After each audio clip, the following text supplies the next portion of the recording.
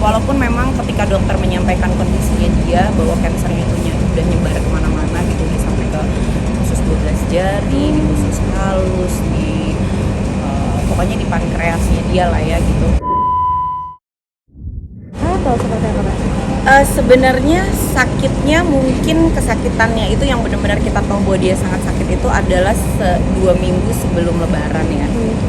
Sebelum-sebelumnya sakitnya tuh sakit biasa aja gitu, sakit orang tua gitu. Apalagi memang dia tuh punya ada diabetes, kemudian jantungnya tuh tahun 2021 udah diring, terus dia minum obat ginjal, darah tinggi, emang udah ya penyakit orang tua gitu. Cuman aku nggak expect kalau ternyata ketika kita bawa hasil diagnosa dari dokter adalah dia punya kanker stadium 4. Berarti kanker sudah ketahuan lama atau baru-baru ini? Pas kemarin aku bawa ke rumah sakit.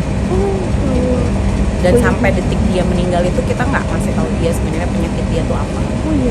Karena memang berdiskusi dengan dokter gitu, aku nanya, minta pendapat teman-teman dokter juga, sahabat-sahabat aku juga gitu, melihat kondisinya dia, nggak usah dikasih tahu dulu deh. Kalaupun memang nanti ada kesempatan untuk ngasih tahu dia nanti kalau kondisinya dia udah jauh lebih baik daripada kemarin itu gitu. Mungkin pada saat hayatnya teteh menemani terus gitu. Ya memang selama dia di rumah sakit itu kita semua gantian jaga gitu. Kalau malam itu kakakku yang cowok dan aku tuh baru ngambil caregiver kayak suster gitu buat temenin dia kalau malam, karena kan dia malam tuh nggak pernah bisa tidur. Bangun sejam tidur, bangun pipis kayak gitu, dan nggak mau dipakein diapers, nggak mau dipakein kateter gitu karena dia ngerasa nggak nyaman gitu. Jadi kita berpikir supaya kita yang ngejagainnya tetap sehat, kita harus dibantu sama caregiver gitu. Tapi tetap ada yang ngejagain setiap malam dan setiap hari itu kita semua harus selalu gantian nemenin dia gitu. Tapi kehilangan sosok ayah kayak apa teh, mungkin ya sangat-sangat sedih banget, tapi mungkin ada nggak momen kayak bisa secepat ini sih Tuhan gitu, pakai pikiran gitu. Aku tuh ngerasanya kemarin itu aku pikir dia akan bertahan. Walaupun memang ketika dokter menyampaikan kondisinya dia bahwa kansernya itu udah nyebar kemana-mana gitu, udah sampai ke usus 12 jari, di usus halus, di pokoknya di pankreasnya dia lah ya gitu. Memang sepertinya sangat sulit untuk dia bisa bertahan, tapi aku nggak nyangka dia akan give up secepat ini gitu. Karena bayangan aku tuh dia akan seperti mama aku 13 tahun yang lalu, bahwa ada prosesnya gitu, bahwa dia akan sadar dulu, kemudian turun kesadarannya, dia akan koma, di situ kita akan nemenin dia gitu. Ternyata enggak. Emang kalau kata orang Sunda tuh suka ngabongahan gitu, kalau orang sakit tuh kelihatan hari ini tuh kayak nggak apa-apa, nggak kenapa-napa, tapi tiba-tiba hilang aja gitu. Nah itu yang terjadi sama kita gitu. Jadi itu yang bikin aku tuh kayak, aku pikir kita akan melewati itu dulu gitu, karena kalau waktu mama tuh kan kita nemenin dia sampai mama benar-benar pergi tuh kita ada di situ, termasuk almarhum papa gitu. Tapi kan udah kehilangan sosok ayah, kan kalau ada orang bilang orang tua tetap butuh orang tua juga gitu kan teh. Sosok kakang tuh gimana teh menguatkannya, kayak apa sih teh? Luar biasa banget sih, dari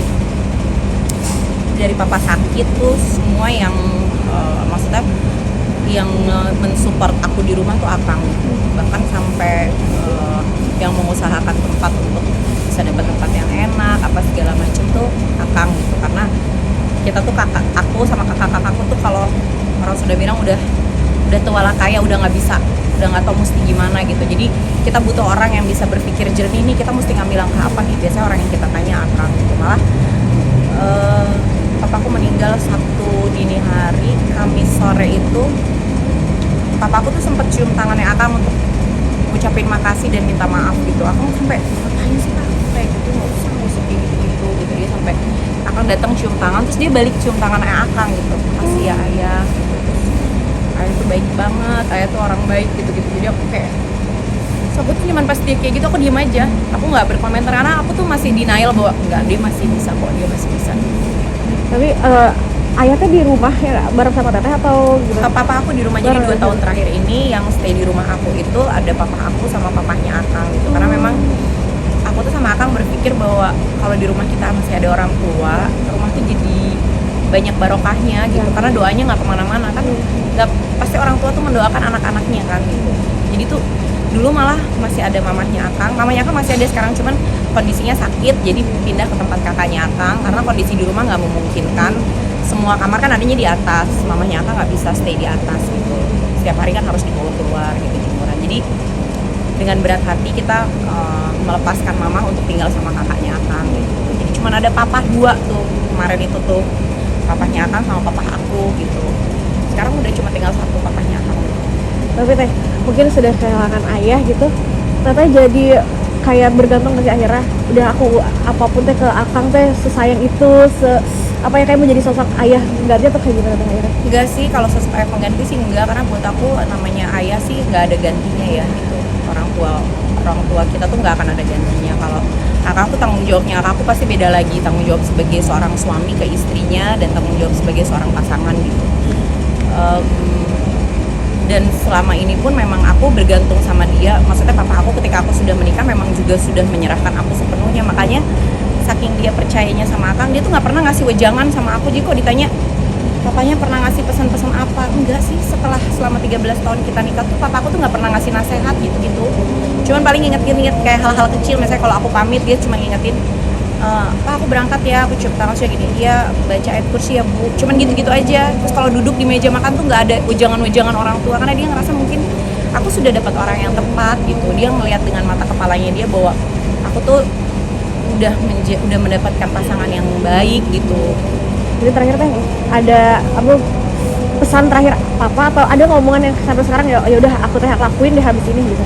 Itu aja. Dia sehari setelah dia operasi itu tiba-tiba dia bilang, dia menekankan lagi bahwa dia tuh pengen dikubur deket mama aku. Jadi dulu tuh 13 tahun yang lalu waktu kita makamin mama itu, kuburan mama masih basah aja dia udah bilang, nanti papa mau deket mama ya gitu. Padahal keluarganya dia tuh kakak-kakaknya papa, terus kemudian orang tuanya tuh adanya di Rawamangun makamnya, tapi dia maunya di Menteng Pulo. Nah sehari setelah dia operasi malam 2:30 baru selesai, paginya aku ke rumah sakit, terus dia tiba-tiba bilang, Bu nanti Ato mau dimakaminnya di depannya mama ya, satuin aja sama kakek tuh jadi mertuanya dia, jadi bapaknya mama aku. Terus aku kayak iya udah nanti aja lah gitu. Aku tuh selalu denial gitu, bahkan tuh aku menahan diri aku untuk minta maaf tuh, karena aku tuh inget waktu 13 tahun lalu yang aku minta maaf sama mama aku pergi, jadi aku nggak mau minta maaf dulu gitu. Aku nahan supaya dia jangan pergi dulu lah, kita semua lah anak-anaknya gitu ya. Makanya minta maaf tuh bukan yang minta maaf dengan nyiringin gitu. Kalau mama aku kan kita talkinin bareng-bareng rame-rame